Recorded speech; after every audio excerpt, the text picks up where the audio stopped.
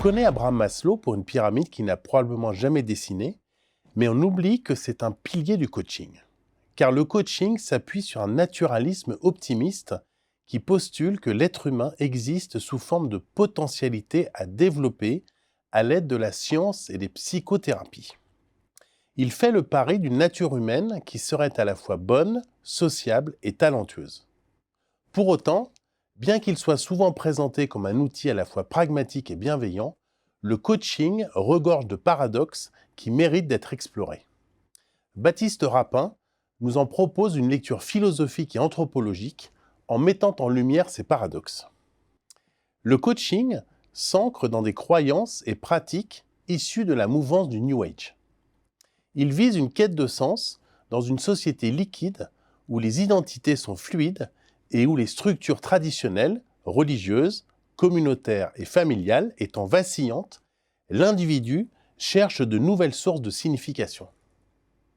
Il repose sur un postulat optimiste: chaque individu possède un potentiel unique qu'il peut développer s'il est bien accompagné. Il s'agit d'offrir un espace de liberté et de créativité pour permettre à chacun de devenir la meilleure version de lui-même. Cependant, alors que le coaching valorise l'autonomie et la responsabilité individuelle, il peut parfois renforcer des formes subtiles de dépendance quand il n'exacerbe pas de flagrantes contradictions.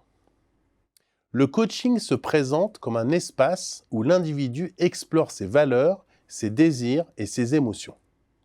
Cette introspection serait la clé d'un épanouissement personnel et d'une harmonie retrouvée avec le moment présent.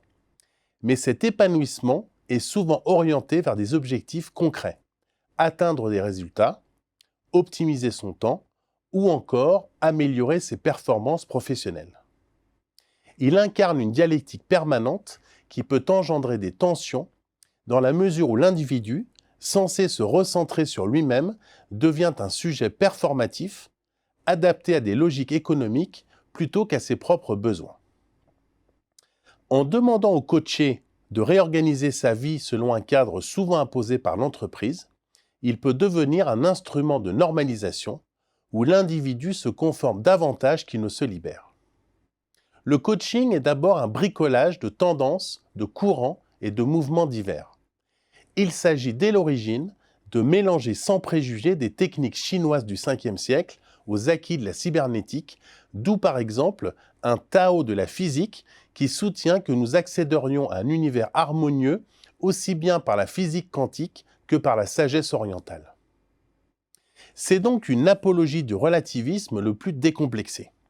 D'ailleurs, le New Age a toujours prétendu ne pas être une doctrine et ne pas avoir de doctrine. Le seul élément doctrinal est pourtant radical, à savoir qu'il suppose que chacun détient sa vérité et peut créer sa réalité. Il ne saurait y avoir de normes acceptables en dehors de celles que je me représente en mon fort intérieur. Il ne saurait exister de vérité, d'où un total subjectivisme. Ce subjectivisme exacerbé éclipse les réalités sociales et structurelles, enfermant le coaché dans une logique d'auto-engendrement et de toute puissance dont on sait les possibles ravages.